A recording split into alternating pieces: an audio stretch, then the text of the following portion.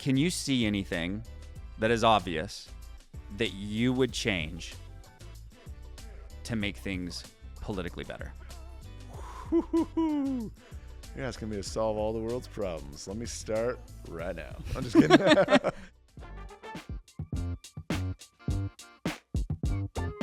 Welcome to Processing Purpose, a business and lifestyle podcast committed to having honest conversations about the stuff in our lives that is often suppressed, ignored, or overlooked. We are two brothers from very different backgrounds, but with one common goal. From entrepreneurship to relationships, from hobbies to house projects, nothing is off limits as we process becoming the best version of ourselves in business and life. Yay. We're back. Just kidding. So much enthusiasm.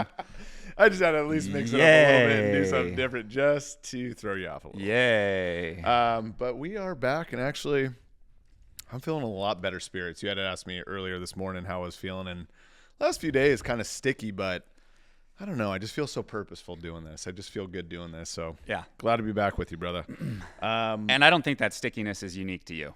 Well, and it's specific to what we're going to talk about today, which is, I mean, overarching, probably the most divisive topic, certainly in the U.S. For sure. Probably the world, outside of maybe religion. Yeah, but that's got to be the most divisive worldwide. But we're going to cover politics. Yeah. I mean, this is the week to do it. It is. And, you know, on some things we're seriously aligned on. Yeah. On other things, maybe not. I don't know. We haven't talked through a lot of it. We've actually, I think, consciously maybe even chose not to be so political in each other's lives. Maybe. Or maybe just circumstantially and seasonality or whatever. Yeah. But it's going to be fun to dive into this topic with you because, you know, even if we do disagree, I like having these discussions with people I really love and cherish and respect because you can disagree respectfully, you know. Let's start right there because I hear a lot of people say, like, why can't we just have civil political discourse? Why can't we just talk about it? Here's the problem with that. And I agree. My sentiment would be the same. Why can't we just have normal conversations about it? Anytime you have a conversation with somebody, especially around politics, everybody is coming to the table from their perspective, right? Their lens, of which, and you can put this in air quotes, it's right. Okay? So to have a conversation where the hope might be, gosh, I just hope they heard me, right? Have you ever heard, I just hope they heard that. I hope they heard what I said. Yeah. The challenge with that is that you can only have a conversation in which you have an open heart if you respect the other person. Okay? You have to have a foundation of respect. And it's not just in this kind of altruistic, I respect all humans type of stance. You truly have to respect where that person's coming from in life. Now, that doesn't necessarily mean that you're aligned on politics, but it does mean that you have seen other areas of their life where you're like, yep. Totally. Right? Then and only then can you actually sit down and have a conversation that might move somebody's heart. Is that even, with the exception of a select few, is that even possible? What's the aim with political conversations? Meaning, right, when you're saying, hey, I just want to make this point so you can hear it, so you can feel it, so you can understand where I'm coming. Is it to try to relate to people and have them understand where you're coming from? Or is it more like, I just want you to believe what I believe? I think it's the latter. I don't think people want to be understood in this particular context. I think they want to convince you they're right. It's more about winning than it is about. I think so. Yep. I think so. And I have done the same thing. Coming back to your comment about, like, I don't know if it's been like consciously or subconsciously avoided. For the most part, I don't engage the conversation. I'm not sure I've witnessed, and I might say ever, I'd have to really think about it, a political conversation in which one of the parties walked away and went, gosh, that gave me life. And or, that was a good point. I think I'm going to totally change my belief system. Yeah. Beliefs are the strongest thing in the world. Really, really difficult to change someone's belief system if that's what you're aiming to do. And then trying to convince somebody that they should align with your perspective, I don't want to say it's dangerous. I just don't know how healthy it is. The other part of this, too, is that we forget that our political belief systems are a complete reflection of the environment in which we were raised. Our experiences. 100%. Right. Therefore, if you had been raised in that environment, you'd be thinking the same way. And I think people lose track of that. They go, well, this is right and that's wrong, and duh, it's obvious. Well, no, it's not. To them, Right. they've had different experiences, different parents with different jobs, different knocks, different wins. You're going to have a different lens. And unless you can arrive at a place where you go, I'd be thinking just like them if I was in their shoes. Like, Yeah. you're just trying to be right. And how many people do you think side with a political party or ideology because their parents did, or because their family does, or their community does, and I don't want to be ostracized for saying or thinking differently, right? How much? It's the same thing with religion, right? I wonder how many people are actually Christian, are actually Muslim, are actually Jewish. And what I mean by that is the action behind it, the practicing of the faith, versus just saying it because it's convenient to say. Yeah. I don't know. I don't know wonder. either. So we're going to attempt Yep. to have a civil conversation. Yep. And the nice thing is that we come to this with mutual respect outside of politics. Totally. And so regardless of where each of us stand, hopefully we can have an open heart. Well, and we're following similar pursuits in life and business, right? We want big lives, we want big businesses, we want to pursue all of it, but we have very different backgrounds. Yeah. Right? Different childhoods, different perspectives, and I think it's going to lend itself to really fun conversation.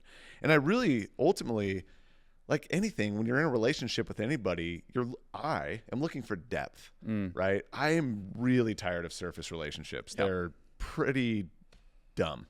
Yeah. So I'm excited to dive into this with you. Even though you may uncover things that you disagree about, so what? You're deeper into your relationship, and now I just feel like everything gets better after that. So anyway, what's your stance? Let me just open it up. Yeah. What's your political stance right now?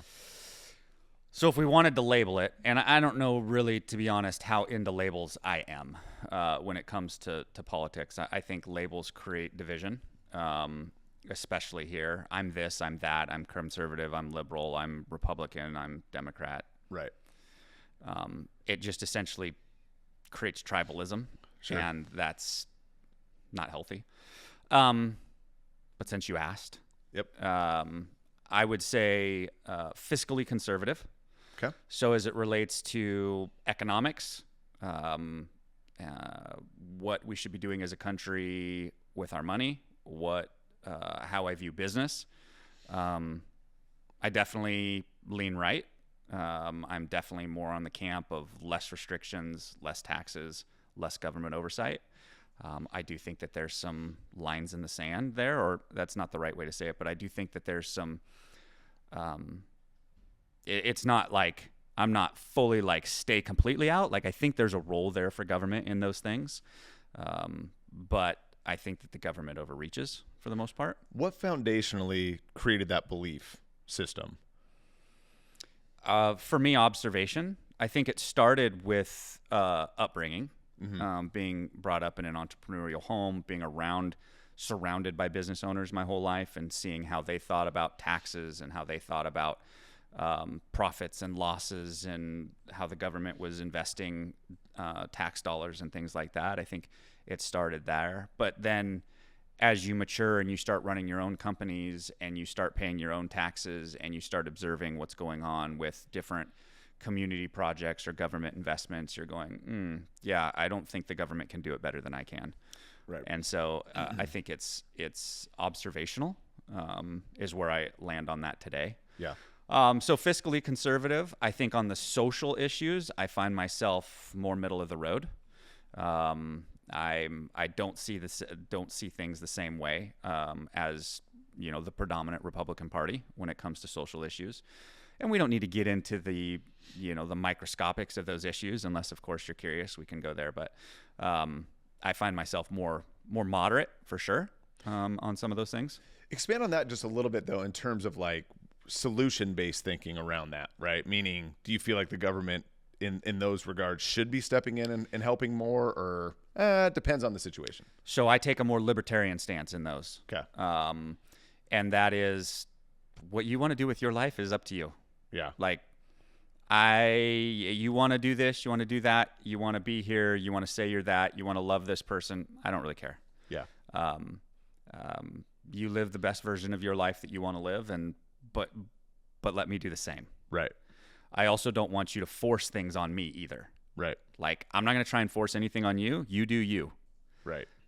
But that goes both directions, in my opinion. Sure. And I think that's where the left gets it wrong. And that's liberty, right? That's the definition of liberty. Yeah, I think that's where the left gets it wrong. Is they're like, no, you have to believe it this way, otherwise you're a name your derogatory,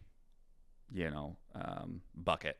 It's like when people say everyone needs to be open-minded. I'm like, well, that in and of itself is closed-minded. Right. Anyway, irony. Yeah. So I think if you kind of wanted to put it in those two camps of social and fiscal, I think that's kind of where I land is right to libertarian to moderate.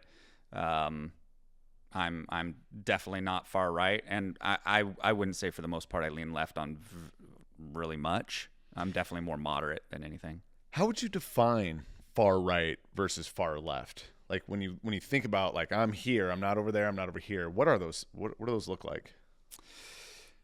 I think that far left is total government control, and I think far right is zero government. Right. Yeah. So I don't think you have anarchy on one side and you have communism maybe on the other. Like I don't know. I don't mean to label it like that because I'm not sure that's a fair comparison. But it's kind of in those camps, like government involved in everything, governmental control on everything. They're the smartest. They can do it the best. And it'd be great if we just got rid of the government entirely on the other side. And so that's kind of how I view it. Yeah, very totalitarian for sure. It's absolute on both ends. And I'm not. And I think 99% of America is not on either ends of that spectrum. But yet they're the loudest. By far. Right.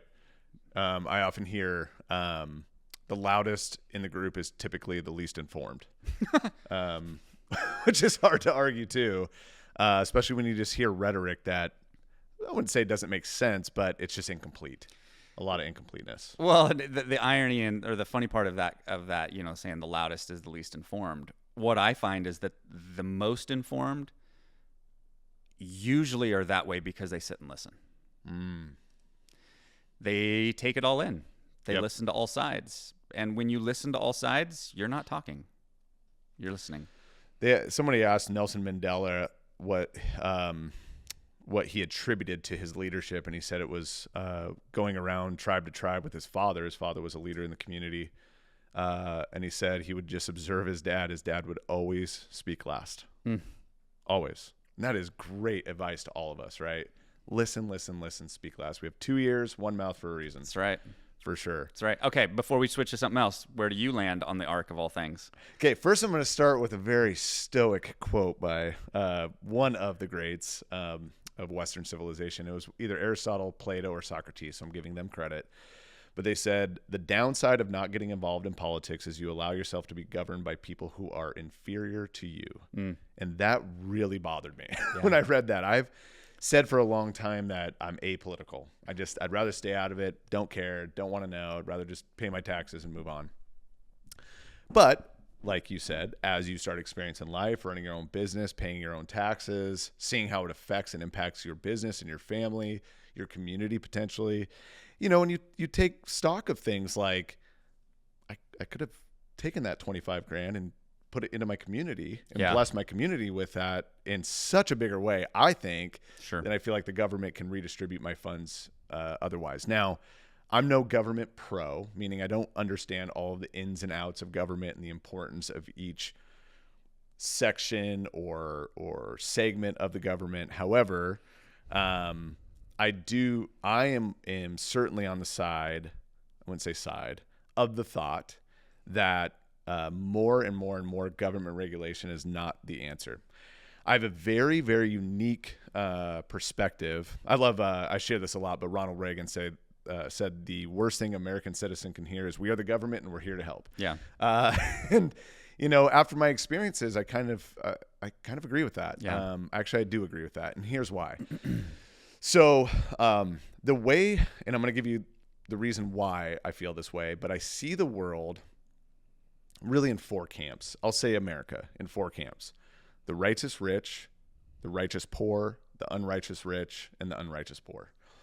Righteous rich for obvious reasons, right? They're the ones out making money, philanthropic, giving back to their communities, loving on people all around them, blessing their employees, giving bonuses away, doing all sorts of cool stuff.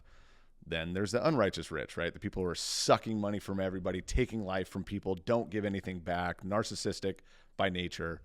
Righteous poor. People are working so hard every single day. For whatever reason, their circumstances are not aligning. They're just unlucky.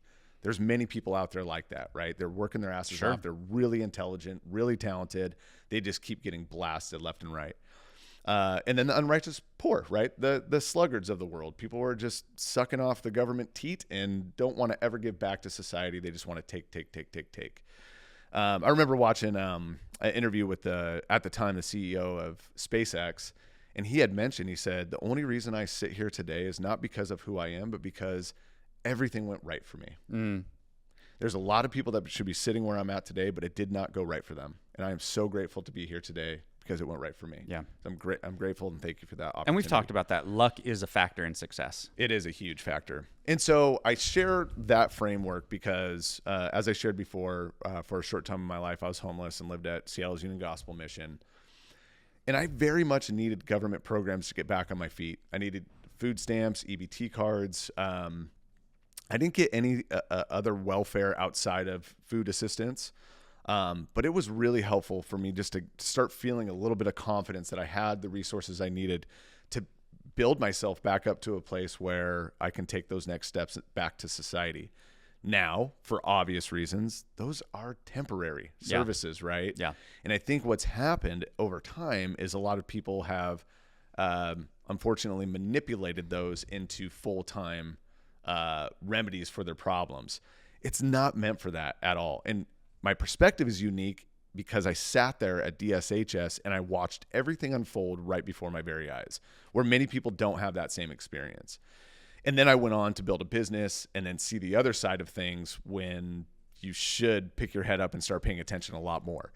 So at DSHS, when I was there, I saw some people come in with BMWs and Range Rovers, grab their EBT cards and leave. Right. The guys I lived with at the mission would take their EBT cards, $200 worth of food stamps, go down to the Quickie Mart on Jackson Street or Jackson Avenue, sell those to the Quickie Mart for $100 cash.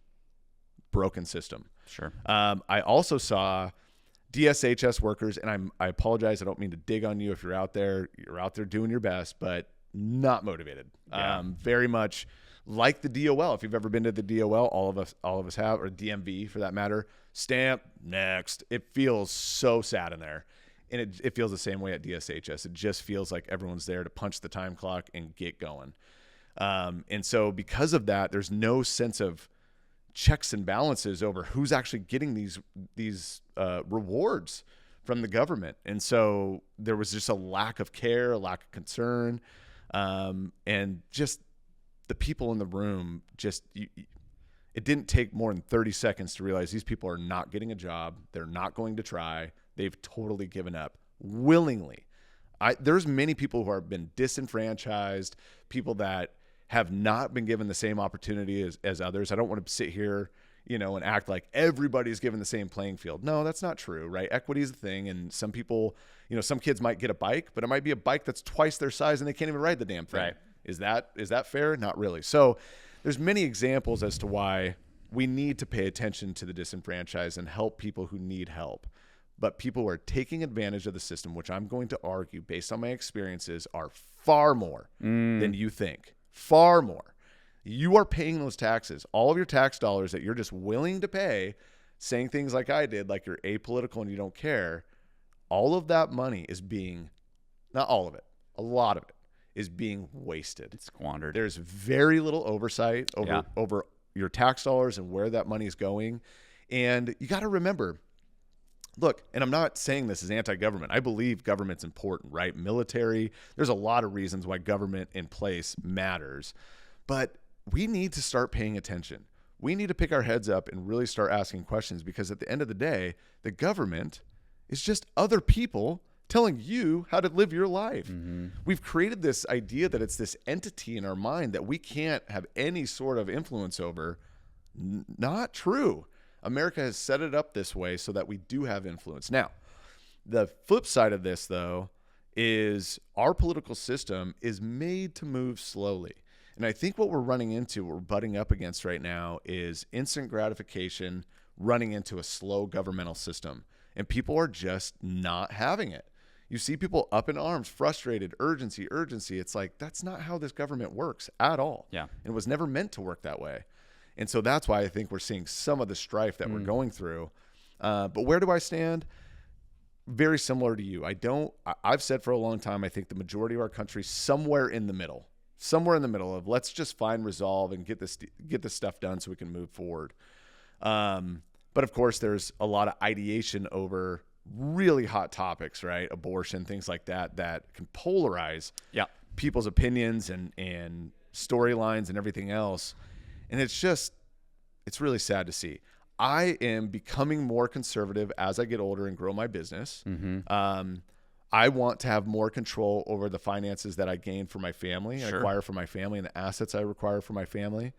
But I also want to be really careful not to project this idea that government is useless. I don't believe that. I think the multiplier factor, meaning the government does create jobs, sure, the private sector could do that as well. Atlas Shrugged. There's a lot of examples out there that the private sector could take those on and find solutions with. But there are factors at play that do make the government relevant and helpful in certain ways. But I would definitely say more government is not in my favor anyway. Yeah. But that's generally where I stand, specifically on certain topics. We can get into that, but that's generally where I stand. So you made a comment in there that I want to come back to, and you said, people need to ask questions. Okay. So here's where I think a big rub is. How do you find, in today's day, truth with the questions that you ask? I'm going to go back to the Buddhist quote, do not accept anything as truth if it does not resonate with your own common sense. Okay. And for me, I'm really comfortable and confident with that in today's landscape. Okay. I don't know how to gauge it otherwise. Now, I did take a really cool class in college. It was a sociology class. Can't remember the actual name of the class. But it was all about researching your research, right? Not just taking things at face value, which I can do often. I'm guilty of it just as much as anybody else is. I think we all do. But it's really important, I guess, to really question who the source is instead of just taking it at face value. What's dangerous is when someone we respect makes or shares an opinion, we attach that opinion to ourselves as if it's our own. Right. And that's where I start to get lost. Right, I get really lost, especially when I find out somebody I really deeply trusted was wrong. That totally flips my whole belief system upside down. There's a reporter that was interviewing Denzel Washington, and she was busting his balls over not paying attention to media. She asked some question like, "What media outlet do you follow?" And he said, "I don't." She said, "Well, that's crazy. Like, you're not informed." And he goes, "Well, I'd rather be," he said, "either I'm not informed or I'm misinformed. Which one's right?" And really put her on her heels. And she's like, "I don't know how to answer that question." But he's right. Like, I don't know. So I don't know, really, to be honest with you. Outside of like my own instinct and trying to navigate it and cross-checking it with other sources or people that I truly trust, I'm sure I get it pretty wrong too. Yeah. So how about you? I think the social algorithms that so many people navigate their news from, Twitter or X or, whatever it might be. It gives you what you consume. So, I don't know about you, but for this week, and we probably should touch on where we're at in the political scope of things, considering the week that we're recording this. But all I have been getting is stuff that I've been consuming based on the events of this week. And it's very right-leaning. Mine is. But is that because that's what you consume? I think so. That's what I'm saying. I think I'm just validating that. I think it's following what my beliefs are. I think that it, you on some level, you probably maybe started with a neutral feed. And as you discredited somebody that was being ridiculous and scrolled by it, what you thought was ridiculous, it said, well, what about this? And then you read that one and it's like, okay, more like that. And I think it moves the arc. And so the challenge is that we're fed confirmation bias constantly. Sure. That just reinforces that we royally are right.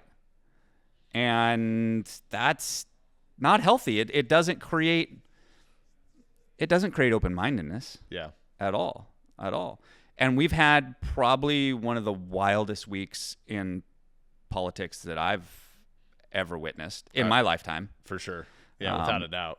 This was the week in which there was an assassination attempt on President Trump. Outside of 9/11, Former that President was Trump. more terrorist-focused attack instead of a political discourse, so to speak. It's been wild. It's been really wild to watch. And here we are Friday.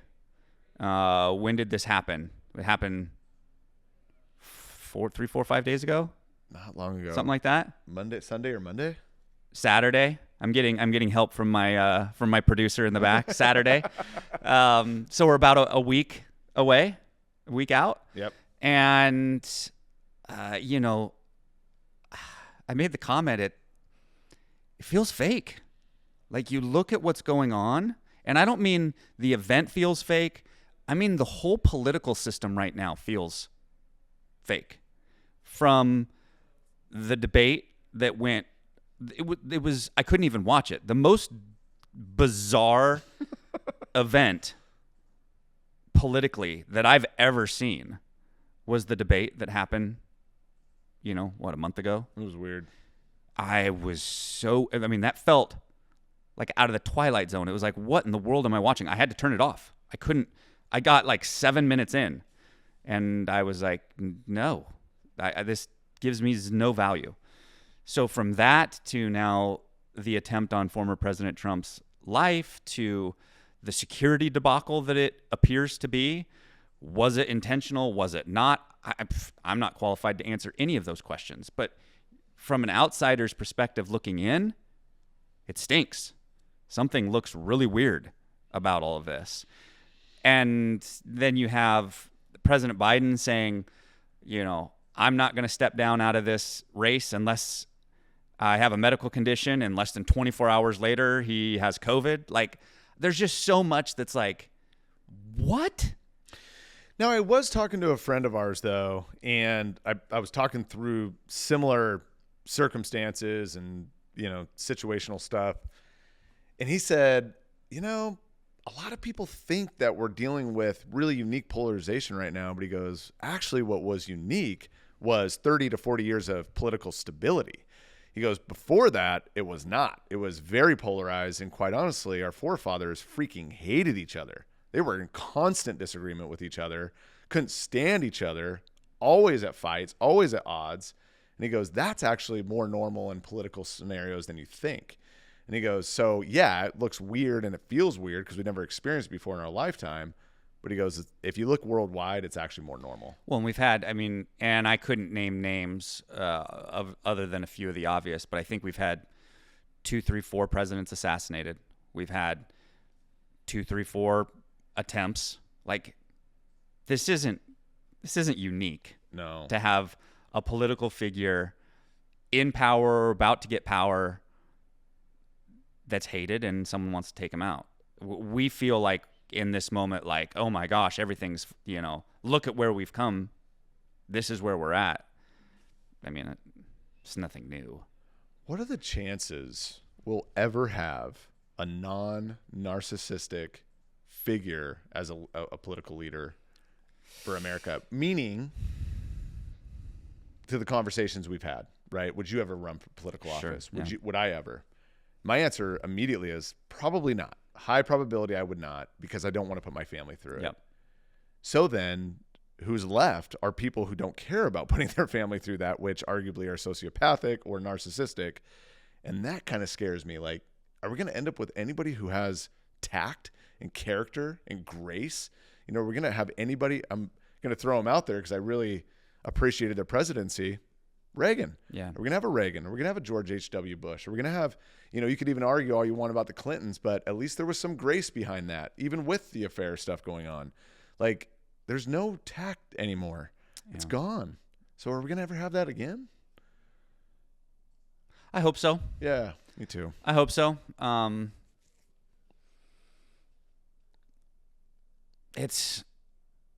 had someone tell me once that I asked him the question. I had just finished watching the docu-series Men Who Built America.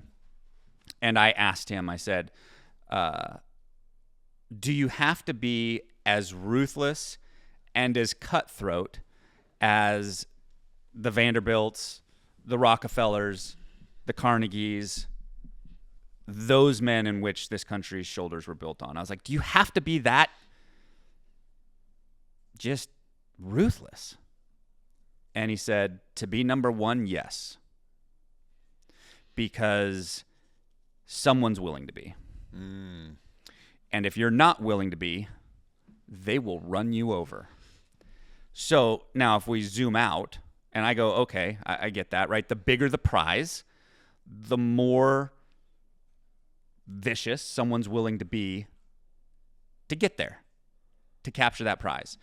And as far as political power, I think one could argue that there are few that are more powerful. Maybe there's not one more powerful than the President of the United States. I know that I'm biased because I live in this country and I see the world politics through a U.S. lens, but I think one could argue that he's probably one of the more powerful men in the world. So if that's true, and even if it's not, you could probably say he's top 5. What's someone willing to do to get that power? Right. And are you willing to play that game? Because they will. Emotion can't be a factor. And so in that lens, it's like, well, who does someone have to be to play that game? So do you have to? History says yes. So you said, is someone going to have grace and tact and empathy? And I mean, I'd love to say yes. I honestly don't know if it's possible, because will they play dirty? Were there adversaries back in the day attacking the other party as much as they are today either, right? Like, did you have to fend for yourself like you do today? Like, even Trump's got 34 felonies. Yeah. Biden's being, well, at least investigated over certain things. It's like, you can't even be the most powerful person in the world without being put through the ringer, Yeah. It's like, oh man, it just comes with the territory. It just is what it is. Yeah. I don't know. I don't know how we've talked about it before. You just mentioned it. Like you said, I wouldn't want to put my family through it. I wouldn't either. It would literally take a calling from God saying, tap, tap, tap, you're next, for me to do it. Then I just want to hide my kids.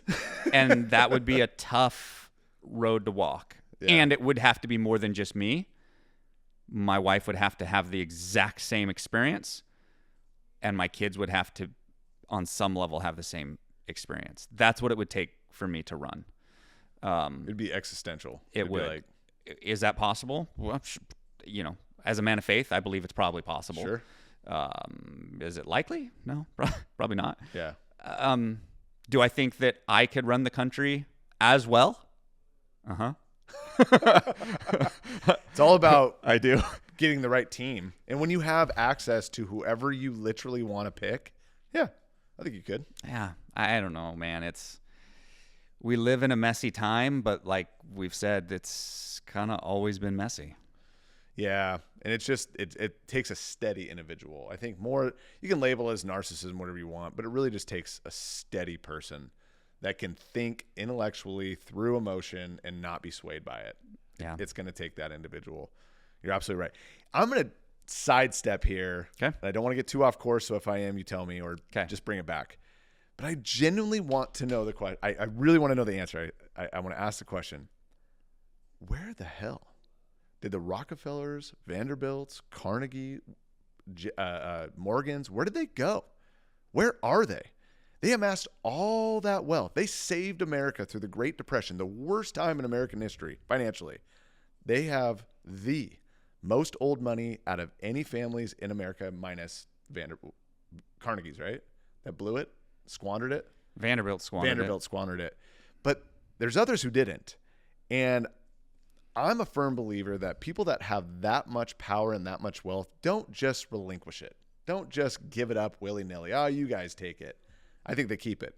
And I wonder where they're at, and I wonder how they're using that power and that control today. Well, and you got the Rothschilds as well. That's not here in the States. That's Right. I believe that's British. Yep. So I mean, you definitely have families of influence. Where are they? I think I guess I don't know the truth. Right. But I know the Rockefellers are still very alive and around. Yep. And influential. They're influential. Club of Rome, all that stuff. Anderson Cooper with CNN is a descendant of the Vanderbilts. Didn't know that. I don't remember exactly how, but he is. So they're around. And where I'm going with that, but they certainly don't have the influence that they did. I wonder if they do. I do. I wonder. And this is pie in the sky stuff. You're talking Illuminati stuff. Yeah, this is all wonderment type stuff. Right. Secret society kind of thing. But it does have me wonder how much our political system is potentially influenced by factors we just simply don't know. Yeah. We have no idea. Figures in the background. In fact, there was a Netflix documentary put out called The Family. I don't know if you saw that one, but it was and check it out. It was the guy. This blows my mind, actually. It was the guy who started Seattle's Union Gospel Mission. There was a group of churches that started it. He went on to create incredible political influence throughout the rest of the country. If you go back and look at and not to mention, this is really weird, but he looks identical to my grandpa. It's wild. I saw a picture of him. I was like, what? Am I related to this guy? Wow. Anyway, pictures of him standing in the background behind very prominent people, presidents, all this kind of stuff. He's in all these scenarios and no one ever paid attention. And he is absolutely influencing everybody. In fact, he's the one that started the prayer breakfast, right? That every president goes to now. There is a group of people behind it. Yeah. And that because they control the majority of the wealth and the power in the country. Right. I think the president is the face of it, but I don't think he's actually in control. And that's my own personal belief. Well, lobbyists, all that kind of stuff. You can prove just it. Look at the way they talk about it with politicians. Look at the way they talk about power. They talk about power in they. They won't allow this. Who? And you hear that a lot. Interesting. They won't allow Trump to get elected. They won't allow Biden to run again. Who? Yeah. That's a good point. There absolutely is. I mean, it sounds grandiose. A puppet master. That's maybe a little bit bigger than I want that to sound. But there is somebody behind the scenes that is influencing how this all goes. It has to be. There's too much at stake. There's too much power. There's too much money. There's too much at stake for there to not be. What do you think the overarching benefit is to keeping us in a two-party system? Why are we stuck here? Why can another party not rise up? Do you think America is that polarized, or do you think it's being done deliberately, or both, or yes? Oh, I don't know how qualified I am to answer. Like, I have maybe a knee-jerk reaction that it's being done deliberately. Yeah. That it keeps the nation divided, but to what end, to what means, or to what ends is the best motive? Yeah, what's the motive? I'm not sure that I know, but I don't know why you couldn't have an independent third party rise up and to capture the hearts of America. Like, why isn't that possible? And if it is possible, why haven't we seen it? And my guess is because, again, coming back to they back parties, if I had to guess. Sure. To control not just a person, but a body of people. And an independent elected independent official isn't a part of a body that they're moving. It's an individual that they have to account for. And so my guess is, just from purely deduction and logic, is that it's by design. Yeah. Do you believe the Constitution should be treated as a timeless document forever and a day, or no? Things should be amended as we go and as we grow and evolve as a species? That's a great question. Wow. So it's the originalist question, right? Are you an originalist, or I don't even know what the other side of it is? Progressive. Progressive. Probably be the maybe. I don't know. That could be the wrong term. Probably both. Yeah.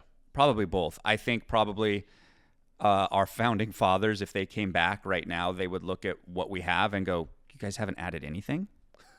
Right. Okay. Yeah. I think that would be part of the conversation. But I also look at, do we want to go there? I also look at some of our amendments and go, no, I think that one has to be honored as the way it was originally intended. And I'm not sure that that's universal. Right. But I definitely think some of them. So how do you draw those lines? How do you say this one's originally intended? This one should be adjusted based on the lens of the worldview of today? I don't know. I probably lean more originalist than making changes. Right. I think they got a lot right, personally. But to say blanketly that it should all be that way, I'm not enough of a constitutionalist to stand on it and go, yeah, absolutely. How about you? It seems I would say I'm even more so an originalist. I really believe in the Constitution. I think it was created for a reason. I think it should be treated as a timeless document, but you're right that, of course, there are circumstances that are going to change and continue to evolve that we'd be stupid not to pay attention to and make adjustments with. What those adjustments are, I don't know. But, things like it feels like the Second Amendment's talked about even more so in America than freedom of speech. But, when you talk about just foundational civil rights and being able to exercise those rights, it's a country like none other. Mm-hmm. It's a really special and unique place. And if we continue to dilute it, it won't be. Yeah. It'll be like everywhere else. It's kind of like Patagonia said, we're committed to making the best products possible. Otherwise, we're just another guy making cheap crap nobody needs, right? Right. I don't want to become a country full of cheap crap nobody needs. I want to be a country that stands on foundational principles that matter, and that better our lives. So anyway, for example, like the Second Amendment, right? We talk about that a lot. You and I are both gun owners. We believe in gun rights, but those are slowly being stripped away from us, right? Mm-hmm. Those civil rights are progressively being taken away because modern times don't call it necessary. I argue it is more necessary today probably than ever before, especially with all the civil unrest going on. I think it's really important. Not so much civilly between you and I, but between us and government.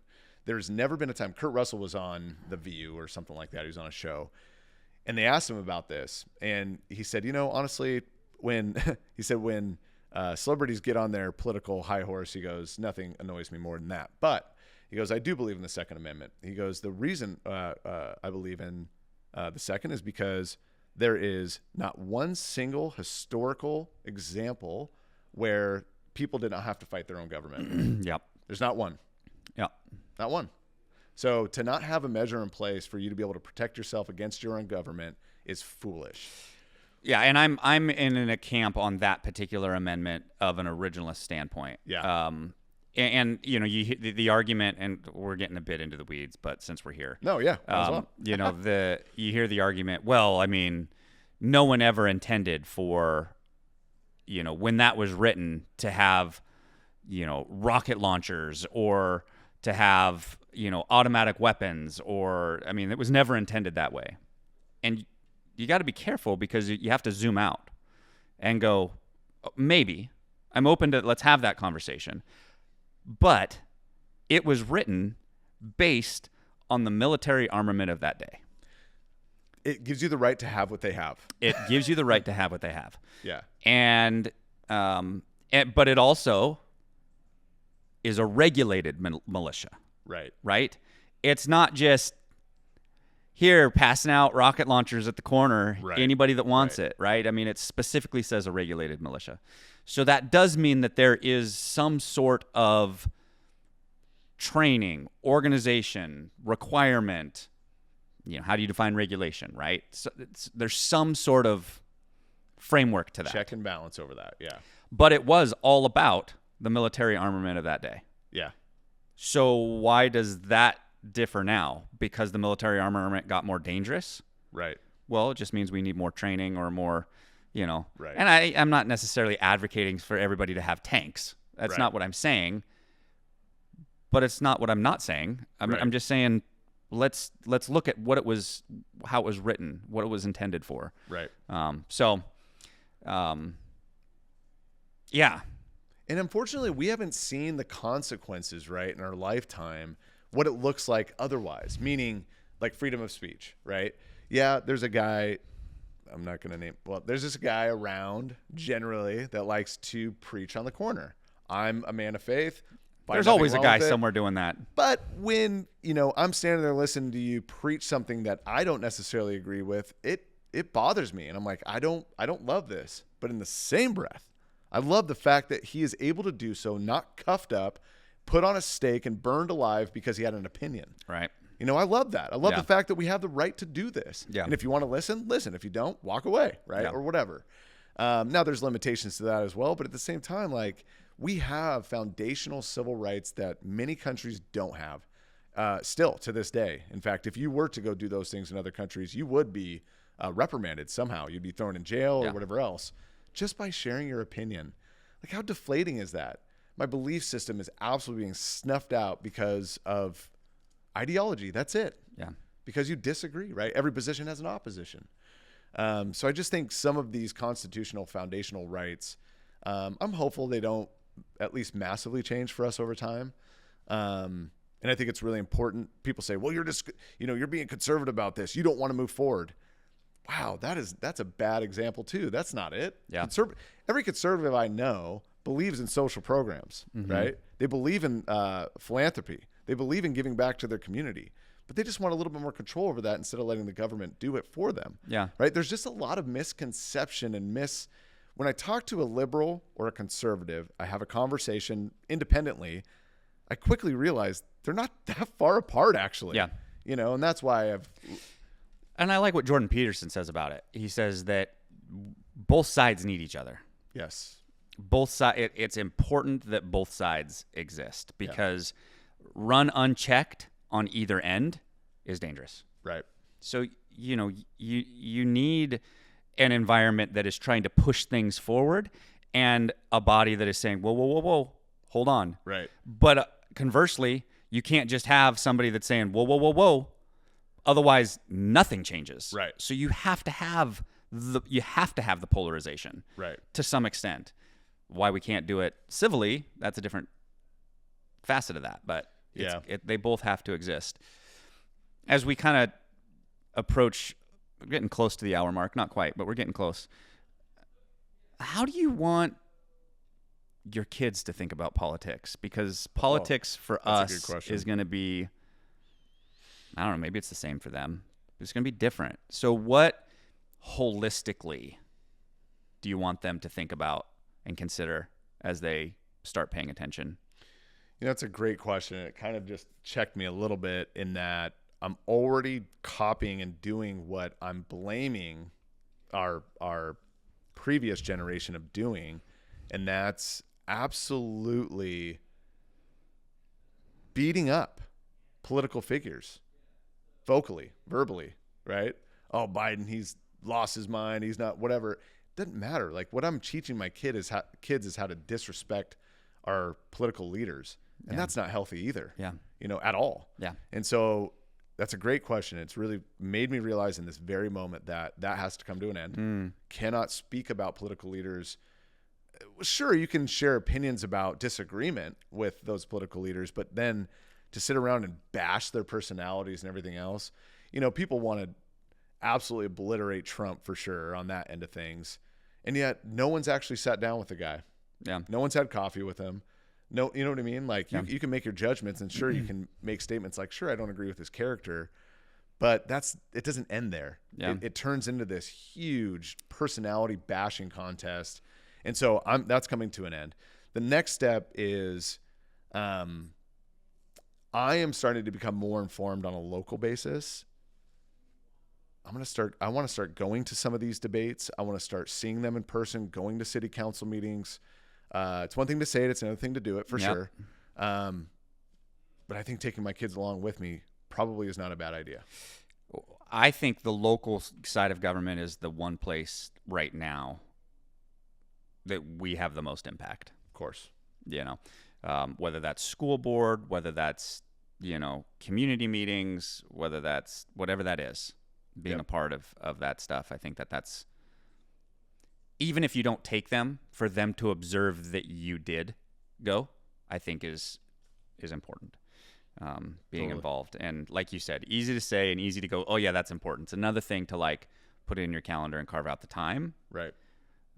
That's a whole different thing. I think for me, I want my kids to look at politics from a standpoint of, I'm not going to rely on it. Not that I'm not going to concern myself with it. 'Cause like you said, quoting, one of the great philosophers, like, if you're not a part of it, you're allowing somebody that probably is ill-equipped to be a part of it. Right. And so I'm not saying, apathy, but I think you can plan on there being more taxes. And I think you can plan on there being more control. And I think that if you can position yourself as a family unit, as a human being, as a business, to out-earn the taxes and to not be in a position where you're reliant on the government to take care of you, the rest becomes somewhat noise. Right. And so what I'm going to try and get them to do is pay attention, observe, but don't get caught up in it. Yeah. Like, take care of your family, out-earn what they're going to take, because they're just going to take more. And I don't see that going backwards, unfortunately. And they're going to continue to try and have more control, because that's the natural progression of things. Right. And do what you can to hedge against it. It's almost kind of compartmentalizing it, just setting it aside. It's over here. Deal with it when you need to, but otherwise don't let it control your world or deflate you, like you mentioned. It kind of has to a lot of people recently, which for good reason. It's been a really fun conversation. Yeah. I know we didn't get into the weeds in terms of what do you think about abortion? What do you think about this? That's where people typically go, and I think it's actually it's a lazy way to do it, in my opinion. Yeah, I mean, we touched on gun control, and I'm not even sure that was helpful. Like, right. And I'm not sure someone listening to this would be like, oh yeah, that's a good thought. Like, that wasn't the point of this conversation for us. Right. Before we go, do you think that can you see anything that is obvious or not obvious that you would change to make things politically better? You're asking me to solve all the world's problems. Let me start right now. I'm just kidding. And I'll go first if you want, because I had something on my mind. Go first. It'll give you a chance to process it a little bit if you want. I think I know I'll answer, but go for it. Yep. Term limits. I don't believe that politics was ever designed to be a career. I think it is a public service, public duty. I mean, they call them public servants for a reason. And I think that, yes, the presidency has an 8-year term limit, 2 4-year terms. But how long can you be in the Senate? You can keep going indefinitely. Actually, I think Cantwell, I think in Washington's been in for 20 some years, and I think that there's others that have been there like 50. Yeah, that's pretty wild, actually. That is not healthy. That's nope.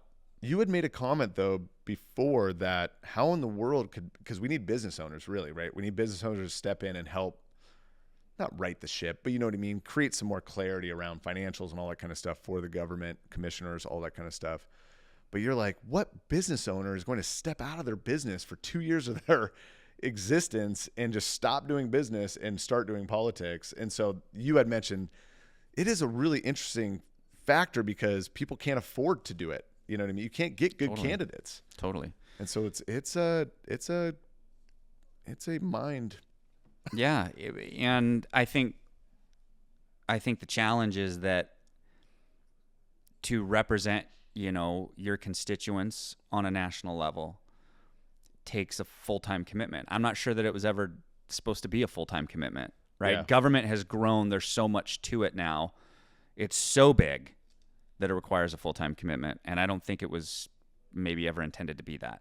And so I think it has created a career politician out of necessity, because you have to give your life to it to stay on top of it, to be in it, to be able to navigate it. Can you go back? I don't know. If you term limits, even if you don't get the business owner to be a part of it, at least with term limits, you've got new ideas constantly turning over, and I think that that's helpful. Okay, you're not gonna like this answer. I don't think you will, but maybe you will. I think all campaigns should be self-funded. Oh, interesting. I don't think there should be any lobbying. I don't think there should be any sort of outside influence funding other people's campaigns to then influence their positions so that they can manipulate them once they're in office. Take that out of the scenario. Self-funded. You either have the money as a family or you don't? Or you don't. Well, and here's why. Because if you have the money, you don't have to worry about taking the 2 years off. You don't have to worry about going to get more money every single year from the American public. You can pay yourself to do this. Yep. I can't argue with that. I think the only argument would be you're limiting who could actually run. Okay. But I think you're probably, people aren't going to like this statement either, but probably getting people who are superior in position. Yikes. Maybe. Meaning not superior by because you also have the righteous rich and the unrighteous rich. So right, maybe right, but righteous rich. But I'm looking for potentially, and you mean righteous rich and righteous poor? You mean? No, I mean we're strictly talking about money. If you're talking about a self-funded campaign and you said people that were superior. Okay, well you got two buckets of rich that could afford it. Righteous or unrighteous, based on what you said earlier. And in my definition of that, in my opinion anyway, the superior one is the righteous rich. The one that has the finances to be able to put themselves in a position to actually publicly serve, give back to the American public without siphoning more money out of it, and doing so in a philanthropic way that has that kind of heart and that kind of mind for service. But you're right in that, you put yourself next to an unrighteous rich person that can really fund his campaign and position himself to manipulate people further. Yeah, I mean, and some people would say that about Trump right now. Yeah, and there's pros and cons no matter how you look at it. I'm reminded of Warren Buffett's plan to exterminate the national debt, and I love it. He said, "You get one term as president to solve it. If you do not, you don't get to run again." That's a pretty good solution. I think if any change, minus my previous option for change, I think that one would make a better change going forward for our country. No easy answers. No. Thanks for having a conversation. It's been awesome, man. And more to be had for sure. There's obviously more going to be unfolded here in the next few weeks. So yeah, appreciate you a lot. All right. We're out. See ya. Thank you for tuning in to Processing Purpose. We hope you grabbed a few golden nuggets to take one step forward in your journey of life and business. Please remember to like and subscribe our channel if you'd like to get more content to help you build and grow everything around you. Make today your best day. Today is day one.